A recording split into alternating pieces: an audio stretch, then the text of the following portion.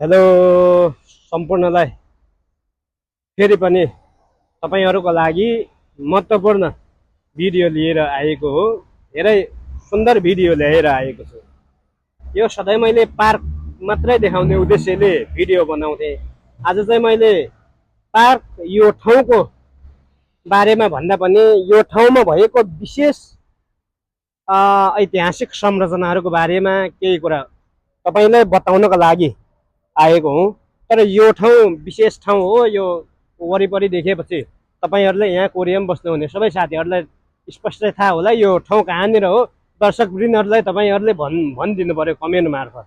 मैले चाहिँ यो ठाउँको बारेमा भन्दा पनि यो बस टर्मिनलको बारेमा भन्दा पनि यो यहाँको ऐतिहासिक ठाउँहरूको बारेमा, यहाँ ऐतिहासिक भौतिक संरचनाहरूको बारेमा तपाईँहरूलाई केही जानकारी गरौँ भन्ने उद्देश्यले यो भिडियो बनाएको हो। यो भिडियो अन्तिमसम्म हेर्नु होला। यस्तो भिडियो तपाईँलाई लाइक हुन्छ भने पक्कै पनि फलो पनि गर्नुहुन्छ भन्ने आशा राखेको छु। यो चाहिँ एउटा थोत्रा गाडीको कबाडी गाडीहरूको पुरानो एक्सेल्सबाट बनाएको करिब 20 मिटर अग्लो संरचना हो। यसको उचाइ लगभग 20 मिटर। कहाँ हो कहाँ माथि टुप्पा देख्नु मुस्किल हुन्छ। यो चाहिँ 1000 वटा गाडीको थोत्रा एक्सेल्सबाट 1000 वटा थोत्रा एक्सेल्सबाट बनाएको चाङ लगाएको एउटा संरचना हो। यसको नाम चाहिँ मिलियन्स अफ माइल्स भन्ने रहेछ। कलाकारले यसलाई अनन्त यात्राको रूपमा सङ्केत गरेको छ, अनन्त यात्राको रूपमा सन्देश दिएको हो। यहाँ चाहिँ 1000 वटा थोत्रा एक्सेल्सहरूबाट बनाएको संरचना भन्ने भनिएको छ। तर कलाकारले चाहिँ यसमा 999 वटा मात्रै मिलाएर बनाएको छ।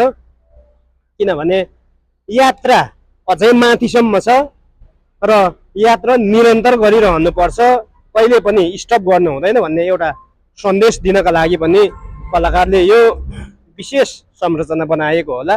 र यहाँको यो ठाउँलाई अझ सुन्दर बनाउनका लागि, अझ विशेष बनाउनका लागि पनि यो संरचना विभिन्न विदेशका कलाकारहरूले बनाएर यहाँ चाहिँ कोरियाले राखेको होला जस्तो लाग्छ।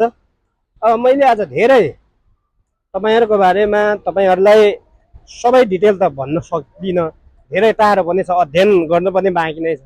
तर मैले विशेष ठाउँहरू, विशेष संरचनाहरूको 2-4 संरचनाहरूको बारेमा भन्छु। यहाँ एउटा म्युजिक जस्तो पनि देखिन्छ। यो तल हेऱ्यो भने कम्मर मर्काएर नाच्दै गरेको एउटा कलाकार जस्तो पनि देखिन्छ। सायद यसको बारेमा अध्ययन गर्न पाइएको छैन। यसको बारेमा सायद आफ्नै लयमा नाचिरहेको भन्ने सन्देश दिनका लागि यो बनाएको होला। अर्को विशेष संरचना यहाँ छ। यस संरचना यो 4 वटा खुट्टामा 5 वटा खुट्टामा अडेर एउटा विस्फोट हुन लागेको, एउटा चाहिँ सबैतिर छताछुल्ल भइरहेको बादलको दृश्य जस्तै देख्न सकिन्छ। यो चाहिँ सूचना पदार्थ र विभिन्न प्रवाहहरू चाहिँ एक अर्कामा ठोकिँदै मिसिँदै लड्दै विस्फोट हुन लागेको जस्तो संरचना देखिन्छ। राम्ररी मैले फोटोमा पनि राखिदिन्छु, राम्ररी देखिँदैन। कलाकारले यसलाई चाहिँ आधुनिक समाज र प्रकृतिमा पनि विभिन्न सूचना प्रवाहले यसरी नै खतरा निम्ताउँदैछ भन्नका लागि, यो सन्देश दिनका लागि बनाएको यो मूर्ति रहेछ। लगभग यो जापानिज र चाइनिजहरू मिलेर 3 वर्ष मिलाएर बनाएको संरचना हो। हेर्दा सुन्दर पनि, अनौठो पनि, डरलाग्दो पनि छ। यसलाई चाहिँ विभिन्न पार्टमा 70 वटा पार्ट एउटा बोकेर ल्याएर जोडिएको हो। यसको नाम चाहिँ मनिफोल्ड रहेछ। यो कलाकारले चाहिँ विभिन्न आधुनिक समाजलाई, आधुनिक समाजमा सूचना तथा सञ्चारको प्रवाहलाई चाहिँ यो तरिकाले चाहिँ गयो भने विस्फोट हुन सक्छ, यो तरिकाले चाहिँ विभिन्न नकारात्मक असर पर्छ, खतरा छ।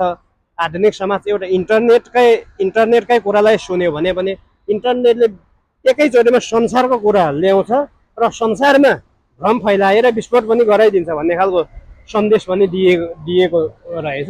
त्यही भएर यो आजको विशेष संरचनामध्ये मैले यो पनि देखाउन तपाईँलाई चाहे। र यो ठाउँ चाहिँ कहाँनिर छ त? अरू साथीहरूले, घुमेका साथीहरूले, डुलेका साथीहरूले पक्कै पनि भनिदिनु होला। मैले अब अर्को एउटा देखाउँछु।